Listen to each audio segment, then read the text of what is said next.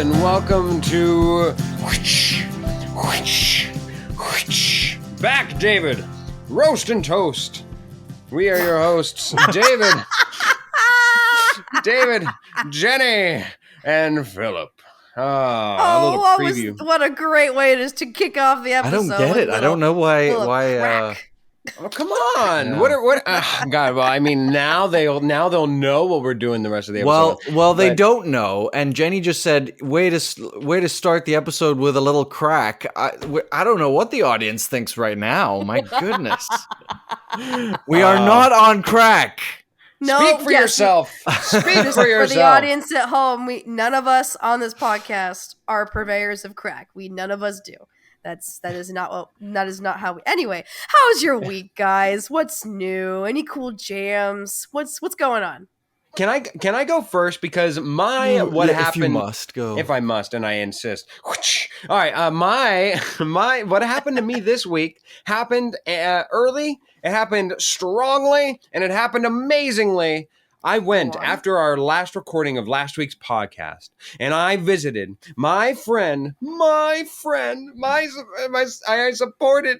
I saw Jenny put on a show, a puppet show.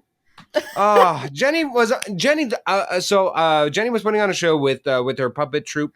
And it was great. It was fantastic. Like no kissing your butt, no whipping the chair, nothing. It was great. It was actually hilarious. Very bravo. We didn't even really have time to bravo. Oh, what's the difference? Oh, okay. It's feminine. Wait. So actually, sorry. This is an aside. So bravos for men, bravas for women. Exactly. That's something new I learned today. Thank you. Yeah. All right. Bravo, Jenny. We didn't even have time to really speak after the show. Oh, no. It's always a whirlwind after every puppet show.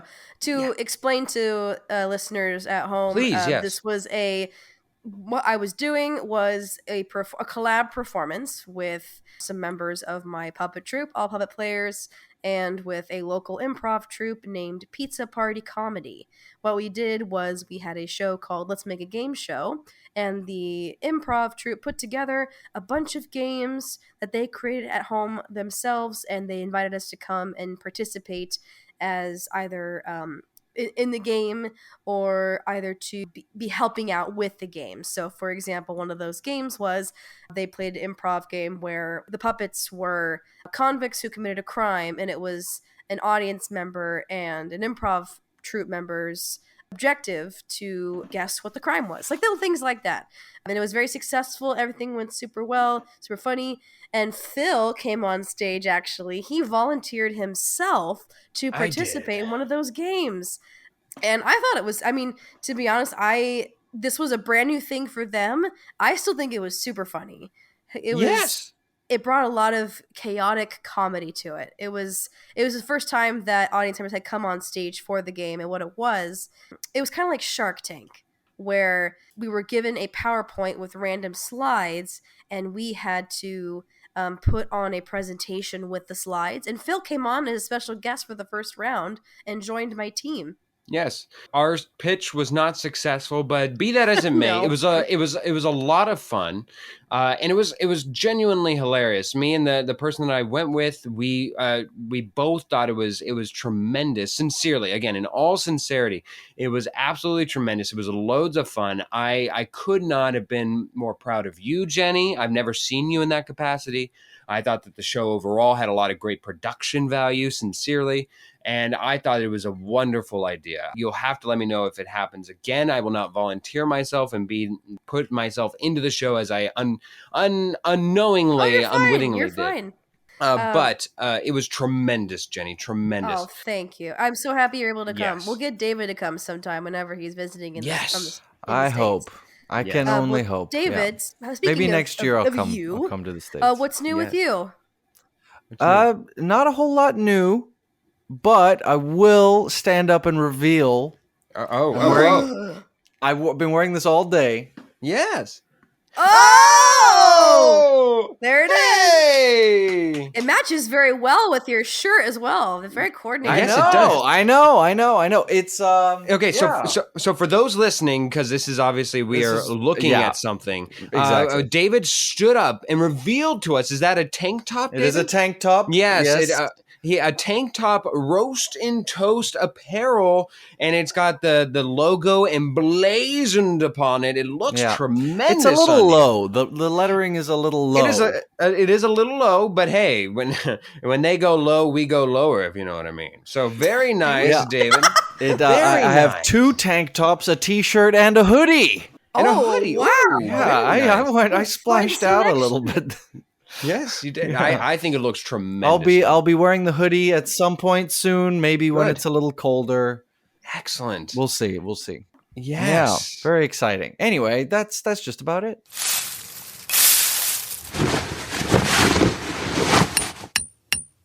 We now present to you Nazis. Just kidding.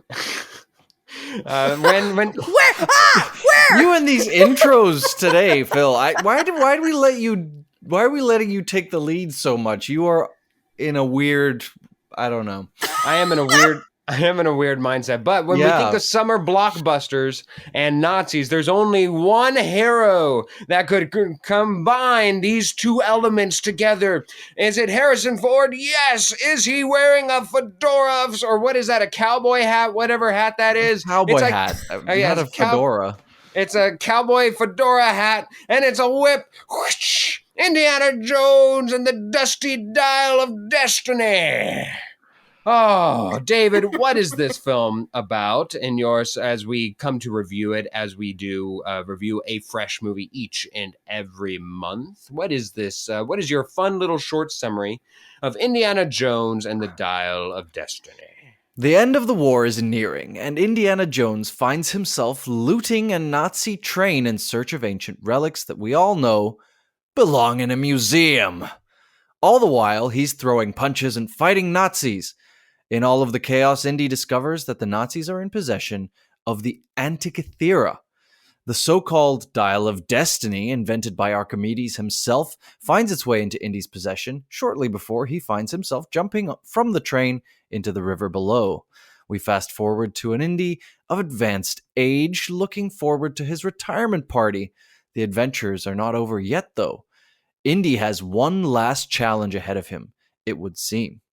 Time may have passed him by, but the secrets to unlocking time could lie ahead. Could the Antikythera hold the key to time travel? Who will discover the secret first, Indy or his Nazi foes? Can Indy prevent the rebirth of the Third Reich? Wow. Bravo to you for remembering what the hell the dial is. The Antikythera, I would have completely. You could have given me. I did actually remember that word. I looked it up to confirm. Yeah, but Jenny, I did you remember remembered what it, it and was, I spelled it right. Well, I spelled it right. Well, double the F, double the N for Hoffman, double the K for the Antikythera. Jenny, did you remember it was called the Antikythera? I completely forgot. Yes, I do clearly remember Antikythera. Can I just say how hard that is to pronounce, by the way? I have to Archimedes really... was a genius, it was pronounced, not a I think, linguist. at least 2 different ways in the movie itself. I think one person called it the Antikythera, and then another person called it the Antikythera. Oh, you're right. Yeah, it was. I think it was Maybe the it's British girl in the lecture. She was like the Antikythera. You know, It's probably a dialect thing. and then the Germans called it Antikythera. You know, so we got several different iterations, several different we did. interpretations. So we have the summary. Thank you, David. Thank you very much. I thought it was quite good. Quite good. Yes, quite. I thought a stunning triumph, dare I say. As a reward, why don't we start with you? Your bestest of what you thought the film was. Like, what was the bestest thing about this film in your opinion? Okay, the best thing about what makes a film like this really work is its villain, I think. And the best thing about this movie, yes, I think was Mads Mikkelsen as Yes. I don't even remember what his character name was. It's irrelevant. He was a Jürgen Nazi. Foller, I believe, is the You're character's yerking name. my chain. Yep. He's a Again, Phil Nazi on a roll. archaeologist slash scientist guy who's trying to help the Nazi regime to Rise again. rise. Well, initially in the very beginning of the movie, he's a young man and he wants to help the Nazi regime to achieve its full potential by using these ancient relics, as we've seen in previous Indiana Jones movies.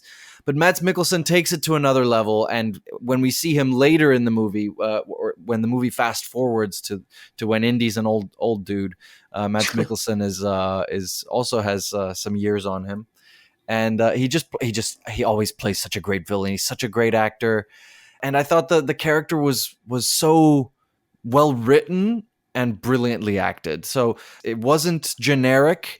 It was new, interesting. He was essentially a neo-Nazi, but in a very traditional way. And he has a great line in the trailer where Hitler made mistakes that I'm going to correct, and it's just so like just has this in his own world he's the good guy, but to us he's just so evil, and in a very like real way, and I thought it was brilliant. So best thing about the movie, Mads Mikkelsen as Jürgen something or other. Jürgen Foller. Jürgen Foller. The other thing about him that was realistic is that he's dead. There's no way that man survived that hit from that pole on the side of the train. Yeah. There is no that was quite possibly not. It wasn't the worst thing. It was just the most unbelievable thing. Spoilers, everyone. Spoilers. Well, I mean, this is a spoiler that happens in the first third. That guy has survived crazy things, but this is what's interesting about it, is that Indy thinks he's dead until he sees them. Of course he does. But people really do survive crazy things sometimes. So it didn't. Yes, to me, I was like, "Whoa, he should be dead," but it wasn't completely out of the realms of possibility that he would have survived that. People do survive things like that. So what wasn't really believable was that he didn't have a massive scar on his face from it, or a dent. Yes. But you know what? I'll forgive it because of the performance and the character work. Just brilliant. A villain is a key part of a movie, and I think Mads Mikkelsen managed to be the best part about this movie. Yes. I'll go next. The bestest thing I found about this film is that I actually really loved, and it did this successfully, as do many of the Indiana Jones, but I thought it was done really well here, that there were essentially two adventures in one, with the first action set piece as a Pixar mini adventure at first with the train, and then the rest of the movie. I mean, realistically, the action set pieces throughout the film were all actually quite good. I mean, you have that opening train sequence, you have the horse in the subway, you have the scuba diving, and even the ending plane ride were all memorable, were all executed well, and I thought all had gripping, dramatic pieces. I thought that they were all well thought out, well done, well executed. But if I had to boil it down to one thing, I love that there were two adventures in one, the rest of the film, as well as just the story that was told in the beginning, and how it was almost flipped on its head from the normal trope of Indiana Jones, where he usually always loses whatever the harbinger of the true MacGuffin of the film is, whether it's the idol in the first one, whether it's he loses himself into a fridge as a nuclear bomb happens in the last film of Kingdom of the Crystal Skull, whatever it is. There's usually something. In this one, he actually gets to keep the relic that he was after in the first one. So I thought that was very interesting and something worth note to those who were first watching the film and had never seen a prior Indiana Jones film, but also didn't do a disservice to those who were just watching it for the first time. Maybe this was their first intro into the Indiana Jones franchise. Be that as it may, I really thought that it was a wonderful thing, and the action set pieces as a whole. Jenny, did we steal what the bestest thing for you about this film was, or Nope, did you no have one something has unique? covered mine yet, so I'm Nice. going to go ahead and take off with this. Harrison Ford has proven something to all of us with this film. He has proven that the action hero character has no age limit, period. The fact that this man is in his 80s and he is playing this character and he's doing as many sequences as he can in the action sequences, and he's the fact that he's on screen performing like he always has. Like I was thoroughly impressed. I know that some parts he was de-aged, but he still performed those scenes. He still. I was going to killed ask it. about that. Okay, cool. So it really was him. It wasn't just a young guy that they put his face on. So it was really him. No. So I will. Well, actually, you know what? This actually brings one topic to mind. Then they obviously did de-age him physically. So In the first third of the film that was yes, discussed. but they Yes, didn't. okay. They didn't de-age his voice, so you could tell that it was still You could tell, yeah. current. You could tell that it was still 80-something-year-old Harrison Ford reading these lines. There is He that sounded one a thing. lot more gruff than he Yeah. did in the old Yes, movies. yes, he did. But I just want to be. I'm just thankful that he's this movie kind of broke. At least for me, it did. It kind of broke the barrier of like, yeah, you could be whatever age you want to be the hero of this story. Hell yes, Harrison Ford. Thank you for proving that to me with this movie. Mm. All right, let's flip this dial on its head. Jenny, we'll go to you first. What was the worst thing about this film for you? Worst thing? You know, I'm actually tied between two things, but I think I'm going to save my second one. This plot was a never-stopping hamster wheel, and so many things in terms of plot detailing got lost or forgotten. The characters just had some moments of total short-term memory loss, and I was like, are we really going to be okay with this? Let me give some examples. You know, like typical action movie, you know, the villain just casually, magically knowing where everyone's going and just teleporting everywhere. Yes! Yes! Yes! Yeah. Like that just personally bothered me a lot. It's like, oh yeah, he just magically knows he's always one step behind. I was like, who is Fuller smarter? Yeah, they never explain how he ends up And the scuba one. That's the one that I was like, there's no explanation for that one. How they found him in the middle of the friggin' Aegean Sea. How? First of all. And second of all, after that, in Sicily? where they send them to Alexandria, they send the villains to Alexandria with a false clue. I could believe that the villains wouldn't know, or maybe they'd figure out that it's a false clue. But how do they know where the real clue was going to lead? Okay, you know, yes, you're right, David. So they said when he was looking through the binoculars, he realized, oh, they're going east, not west, not east, whichever direction. I forget which freaking direction. Yes, the opposite direction. So there was that morsel and a crumb that we could say like, oh, okay, maybe he figured it out through there, whatever. But the one for me that was just unforgivable. How the hell did they find him in the scuba diving in the middle of the Aegean Sea? That one was the one where I was like, give me a morsel, give me a crumb of how they at least again he looked through the binoculars. I was like, okay, so maybe they just I don't know they can go through that rabbit hole and we can just forget it. But you're absolutely right, Jenny. Sometimes where they just found them in the most unpredictable of places was unbelievable. Yeah, every detail of the plot of this movie was just for the sake of convenience. I was like, oh, we're going to go here next, and this is why. Oh, next is the next location. This is why. And also, too, just like randomly having Indy be in New York City and working at this public university. Wasn't he an Ivy League professor?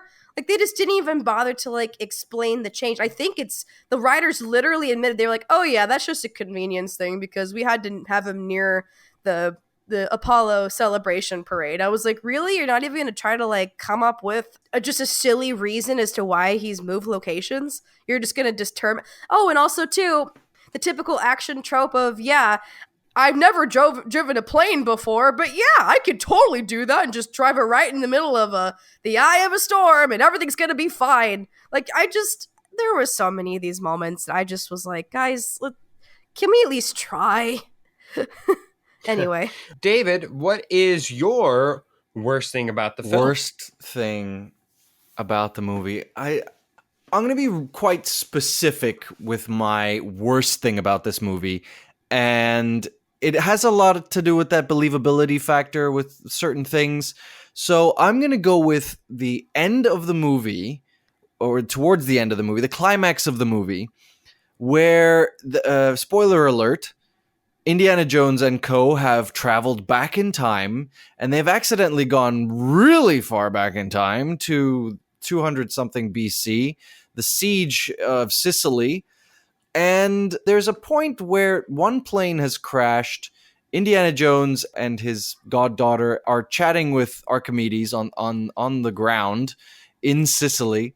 And the little kid lands the plane, but it never really shows, like, how does he land? Sicily is super rocky. At no point while they're flying around do you see anywhere where one might, even an experienced pilot, might be able to land a plane. Yes. But this kid and he lands the plane in the middle of friggin' nowhere on, like, rocky Sicily.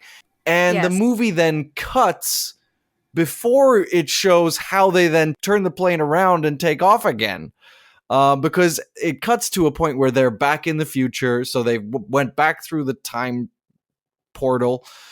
But it never shows how they take off the plane again.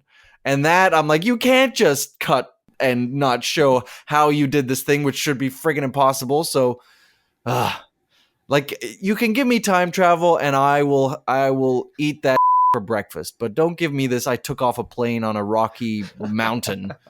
Yes, and that continues on with the plot detailing is just only there for the sake of convenience. Also, too, Exactly. like Indy getting shot and not getting treated with medical attention for an hour. Also that. That one was actually, now that you mentioned that, Jenny, I forgot about that, and obviously the writers horrific. did too. That was bad. Like, at least somebody slap a Band-Aid on the man. I know. Like a day goes by where he's just bleeding from a bullet wound and nothing. No, he doesn't get any attention whatsoever. And you're like, this man is old and he's been shot in the chest. Anyway.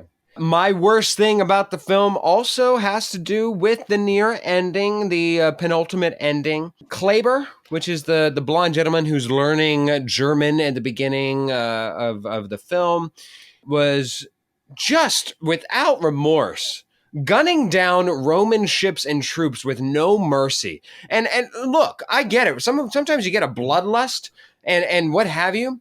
What motivation do any of them have to then just take it out on random ass, in their minds, random ass Romans who are just living their ancient pre-colonial lives? It made no sense. He's just enjoying himself, and he's German. It made no sense. All of a sudden, he's just like,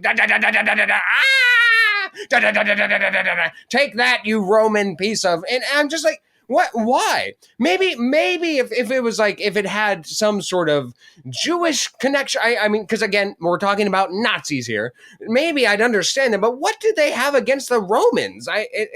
What was he trying to achieve anyway? Exactly. Exactly. What was the point of just emptying the barrel on these Romans who all they had were spears and trebuchets? Like, good God, that to me was just in a story of lots of leaps. I'll give you that, lots of leaps that I took head first. That was the one where I bumped my head and said, let's take a moment to re-examine what we're doing here. Oh, okay. So let's end this on our last thing. Things that were half baked, and I'm going to start with something that I doubt either one of you had, but is near and dear to my heart. Antonio Banderas being in this film is half baked.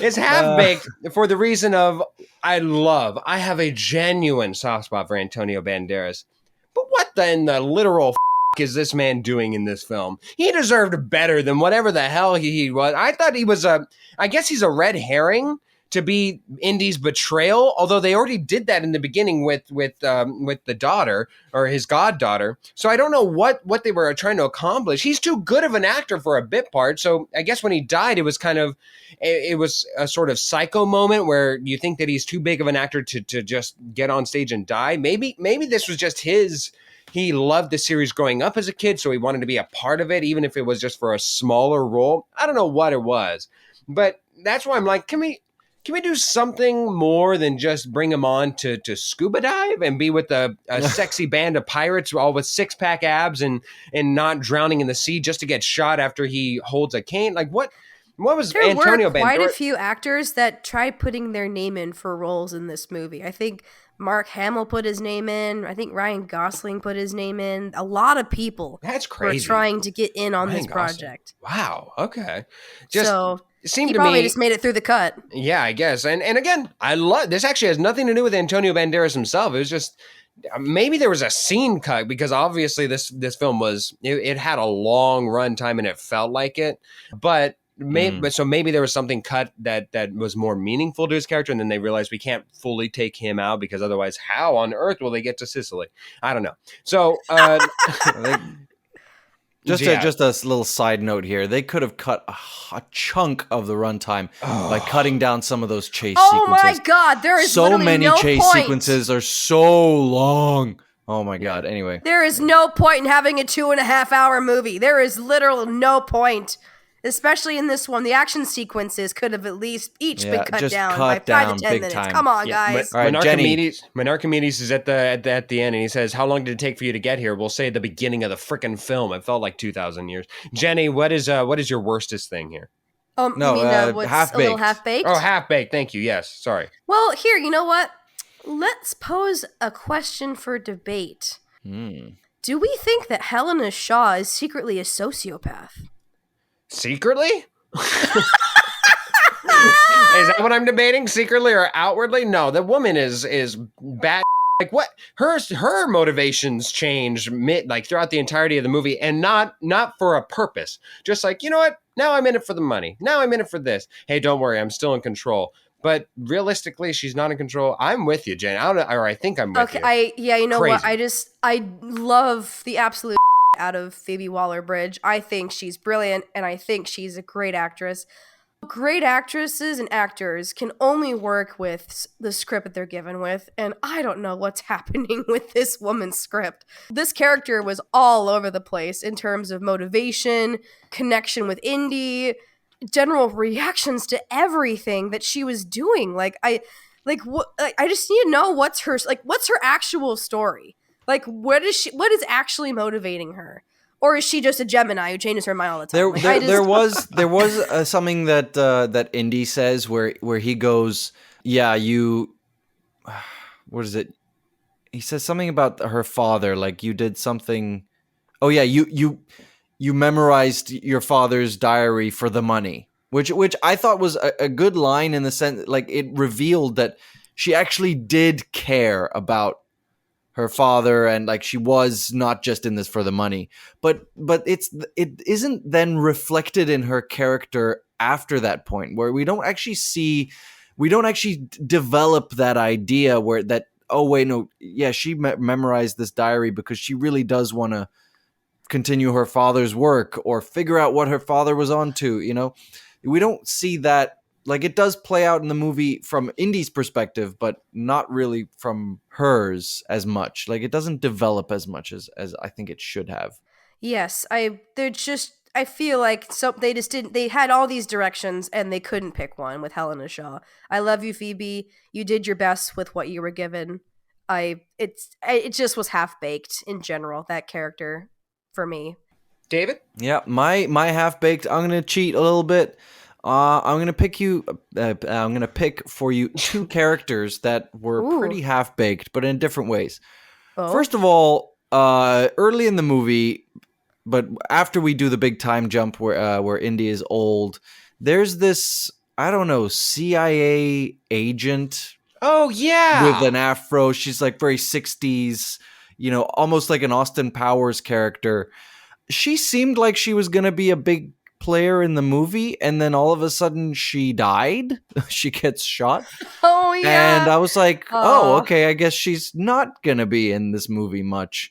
I just thought it was a weird character. Like she was gonna, like, she was almost a really strong character, but then it was okay, And no, then she's bam, dead. bam, bam. Yeah, I was like, oh, okay, all right, cool. I Yeah, guess. I don't know why she was killed off. I thought she was a good like anti like the it was Yeah, the she was pH like on balance the. worked She was with the well. bad guys, but she was almost like she was the force against the psycho that Phil was talking about, who was gunning down Romans. Like if Um, anything, why couldn't she have just switched sides and joined Indian Helena? Like yeah, really, you're just gonna kill her off? that could have happened as well. Yeah, it was weird. I was just like, huh, okay. The other character is Archimedes. Like, talk about the most cliche ancient Roman wise guy, but who doesn't really say a lot, who just went like, oh, and he was wearing a robe, and he looked very sort of like, yes, okay, whoa. Yeah, he was just so generic and didn't say anything of value, and I was a bit like, okay, all right, cool, that's Archimedes, I guess.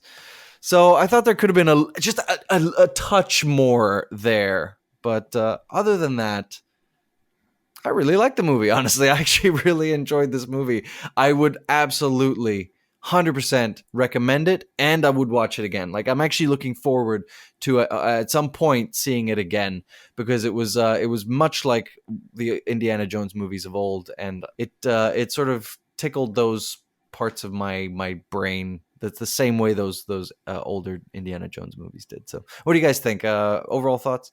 Well, I thought this movie did very well with kind of checking off. They followed the formula of this of what Finally. makes an Indiana Jones movie pretty perfectly with it. Unlike Crystal Skull. Yeah, that was a. We don't have to talk about that. But anyway, I thought everything was they followed the formula well and it worked well. There were some things that were not perfect, things that they brought new things to the table, and they were obvious. There was lack of focus in certain areas, but I think in the right environment, I would watch this movie again. I think in the times I enjoyed the majority of it when I wasn't trying to analyze it.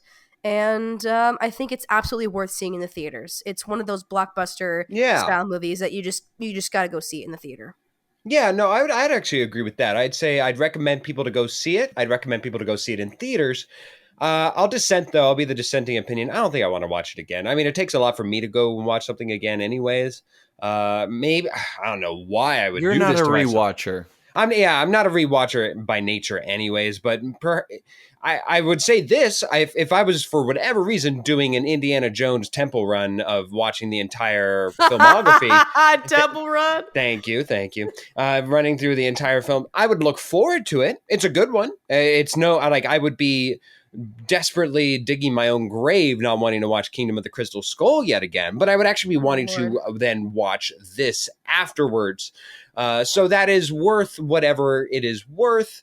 And I think it is nice to end the Dial of Destiny with this film. And I would put it pretty much right up there with the original three. It's Really? close. It's close. Yeah, it's not like Kingdom of the Crystal Skull, which like I don't think I hated it as much as most people did, but I don't think it was very good. It was just meh. You know what? I talked about this pre-podcast with Jenny, but I do think it's worth mentioning and even getting your opinion on this, David. I think one of the reasons why Kingdom of the Crystal Skull is so hated, and understandably so, is at the time, this was supposed to be the Dial of Destiny. Like the Kingdom of the Crystal Skull was supposed to be the last ever Indiana Jones that we were going to get. Right. So I can it was understand. People were already saying, well, Harrison Ford's pretty old. How is he going to do it? You know? And then here we are like 15 however many years later, and he's doing it again. So yes, so had Kingdom of the Crystal Skull swapped with this and never existed, even, I think it would have been a fine addition. But as it is, it's an albatross, and thus why it's partly so hated. All right, let's reverse the track and put it on its head and not talk about things hated, but talk about things we love. Jenny's trivia of fun. Dial up that destiny, Jenny. What's some fun facts? That's me dialing. Dial up for a little trivia. Dial up some trivia. Little indie bindy trivia. All right. So this is the only Indiana Jones film in the entire franchise not to be directed by Steven Spielberg.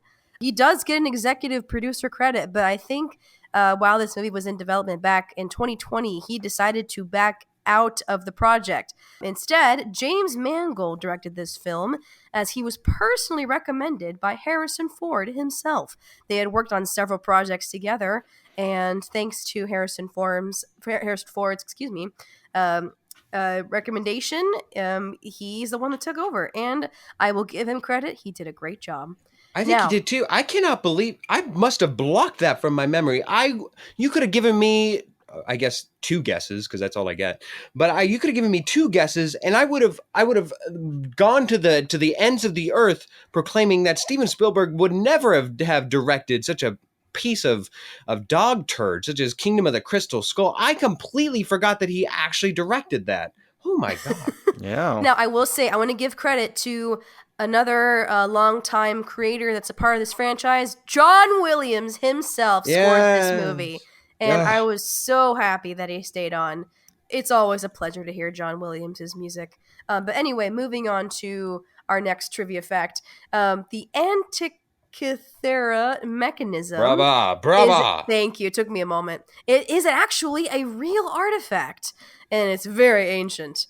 It's considered to be the first computer ever devised in human history. However, its purpose is not to turn back the hands of time. It's actually a maritime navigation device.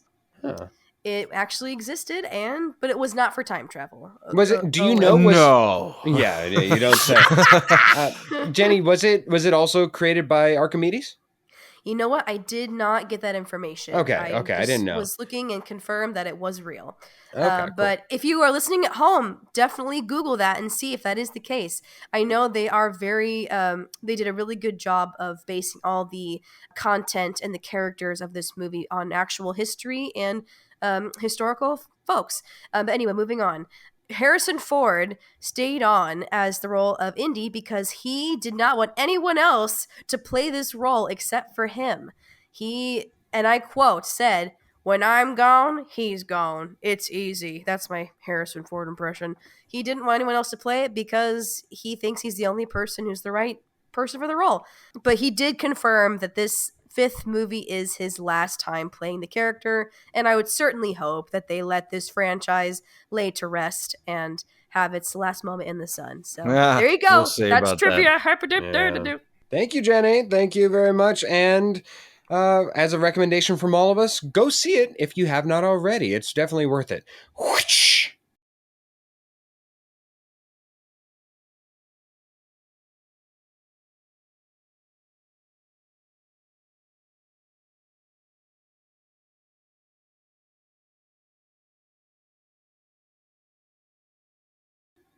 Let's do a little round around the campfire of some things that we're gonna miss.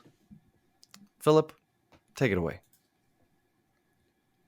Last week we recorded the podcast and I was sitting on my floor as we recorded the whole thing. And after 2 hours of sitting, I uncrossed my legs and my knees were as bad as Harrison Ford's. I had to gingerly walk for about 10 steps before I could walk normally with mild discomfort. What the hell? As I go through my midlife crisis, I was fine with sneezing and inexplicably having pain searing through a single rib, because at least I did an action, but this was just sitting. Sitting! Knees of youth, you will be missed. All right, well, let's move on to mine. You will be missed, Sleepaway Camp 3 fanny pack. I thought I could trust you to hold all of my personal items during my flight yesterday to California, but I thought wrong. You just couldn't handle it. I attempted to zip you up 5 times with my wallet and my chapstick, but your zipper immediately busted, and now I can no longer use you. You died in the TSA pre-check line. You will be missed. You will be missed, mustache. Yes, I shaved it off. My face must bid farewell to its comforting companion, a tool of expression, an object of character, and a point of pride. Although you will return, for now, you will be missed.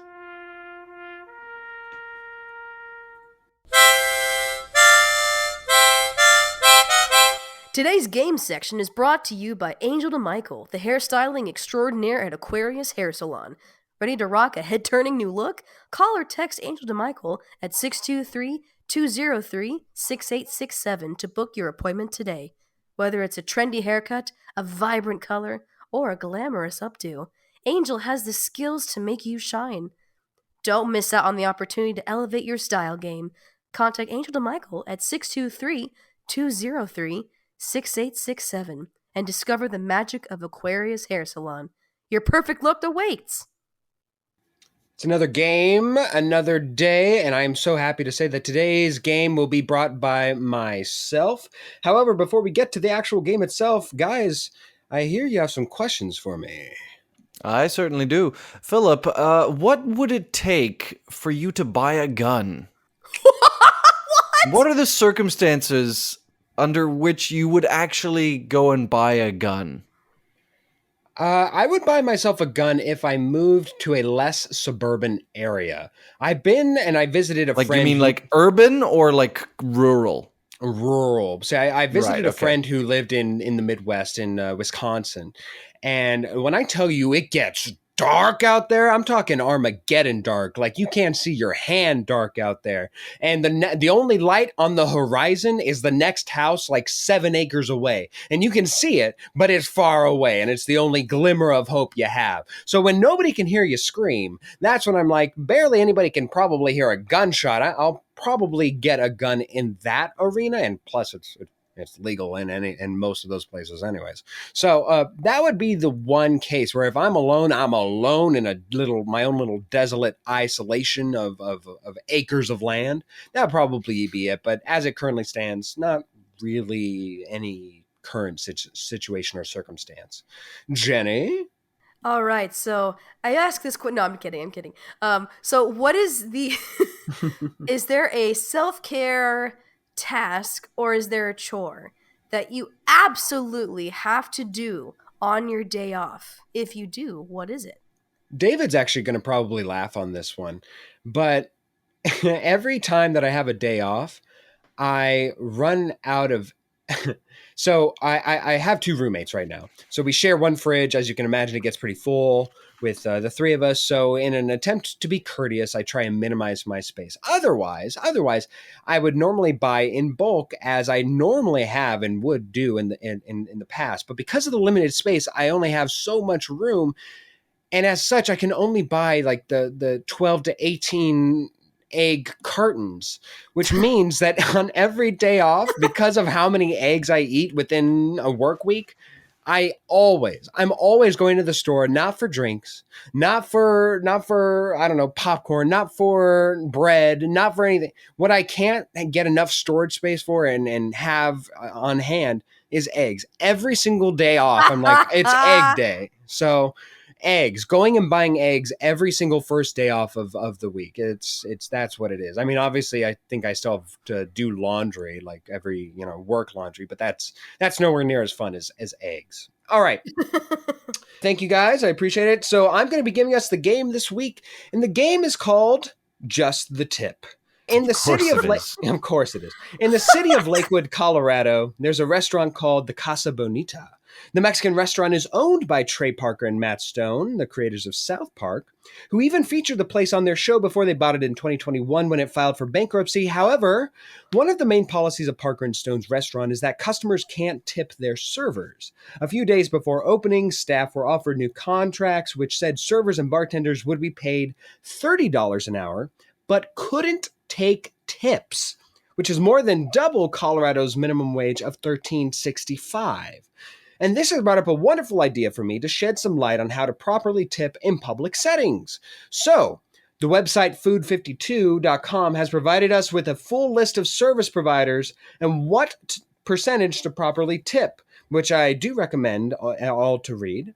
I will be bringing us a very small selection of jobs telling you a percentage to tip. The game is, I will give you all a bill, and I want you to take the tipping percentage I give you, apply it to the bill, and tell me what the proper tip should be. Couple of rules. It is a buzz-in game, so name is your buzzer. Once you say an amount, I will let all of us know if you are wrong.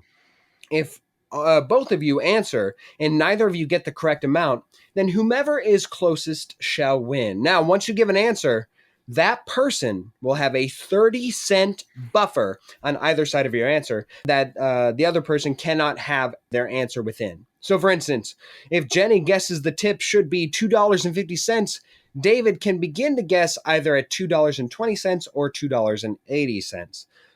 Are we ready to do some math? I think so. I will admit Always. that I think I will understand it best when we start playing it. So let's go. Let's go.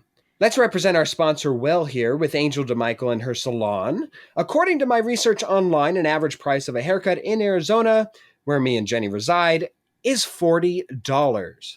Food 52 says the general rule of thumb is to leave 20% for your hairdresser, whether you're having a trim, highlights, or anything in between. And yes, this goes for barbers too. You may want to consider bumping up to 25% for particularly complex tasks, for example, multi-hair dye jobs or what have you. Or if they've gone out of their way to accommodate you, and since we love Angel, let's say the tip should be 25%. How much should we tip on a $40 haircut? David? David, I heard first. David, how much should we tip? $10? $10 is the correct amount. David gets on the board with 1 point. Jenny, yet to be on the board. Okay. They Okay. get the game now, Jenny? Let's find out. Let's find out. All right. David, you have a point. Here we go. Next. With the motivation of this whole game being in the restaurant business, let's go out and have an inexpensive lunch. According to my research, the average cost of lunch to someone in the U.S. as of 2015 was $11.14. Food 52 recommends a tip of 18 to 20% of your pre-tax bill, as it is standard for wait staff. Let's settle at 20%. What is the tip for a lunch bill of $11.14? Jenny. Let's say $3.50. $3.50 is incorrect. Now, David, where would you like to guess now? I am going to say $2.20. That is also incorrect. However, it is close enough, and it will gather him the point, as the correct tip amount is $2.23. So very close, David. Very, very close. David has 2 points. Jenny only has herself to blame. We move to less common. Okay. We move to less common places people might forget to tip at. Let's go out and get Jenny a Pokemon tattoo, a cute little Yes, please. Snorlax, No. and the tattoo artist charges Jenny $150. Food 52 recommends a tip somewhere between 15 to 25%. Just because Jenny loves herself some math, let's say she wants to tip 18% for her lovely tattoo. What is the tip for a tattoo of $150? Jenny. Probably around $25. She says $25. That is incorrect. David, we are to you. $27. $27 on the nose. Now, question, so David does get the point because that is exactly what it is. Just to make sure, David, you aren't using a calculator, are you? No, Philip, I'm really good at mental math. Jenny? I have a bachelor's in engineering. I tutor in math, and this is a game that was destined for you. It was your dial of destiny. You were supposed to win this all along. Yeah. Oh, Jenny, Meanwhile, I went to school for theater, so this is not my game. She was told there would be no math. Well, now I'm loving, I will say, I accept my loss, but I'm loving the winning streak that David's having. I'm not. Let's see. Yeah. Let's go for 5, David. Come on, let's see if you can get all of them. I'm pretty Am I confident on a you will. 5-game win or 4-game winning streak right now? That's crazy. David decides to go get a massage as he carries a lot of stress on his broad shoulders.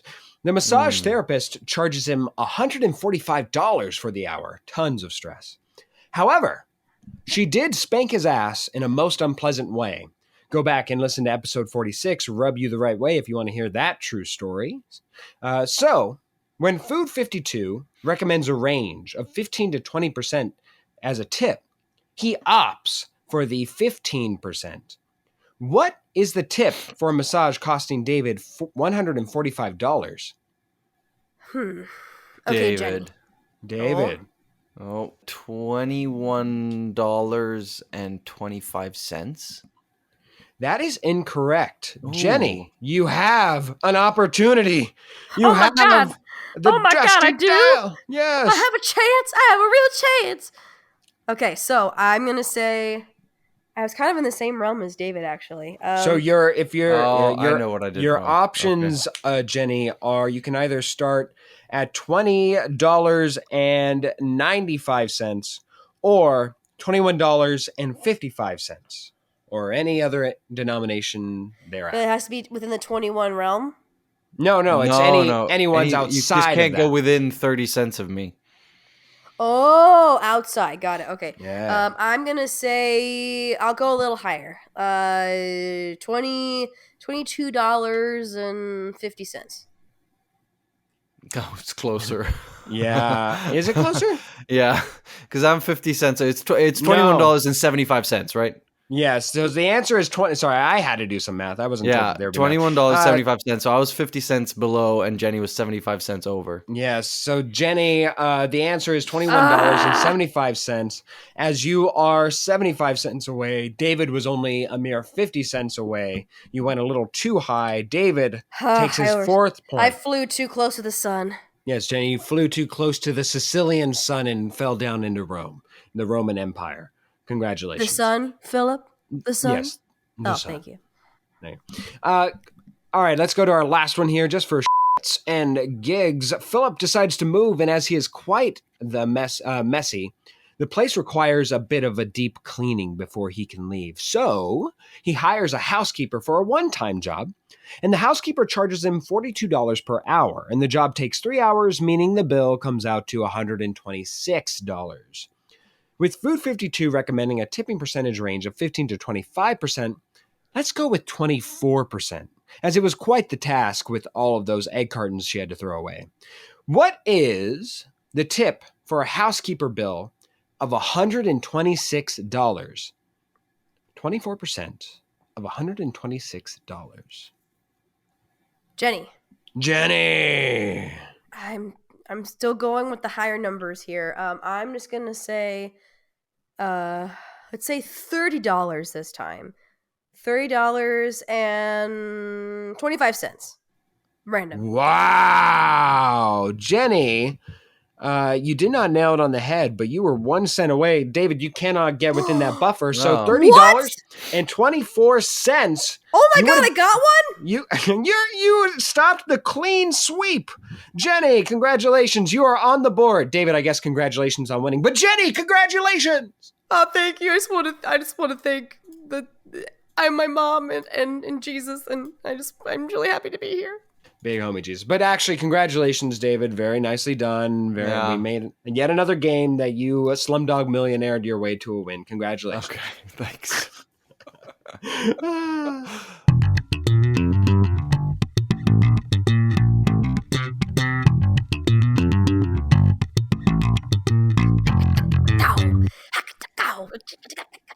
That slaps!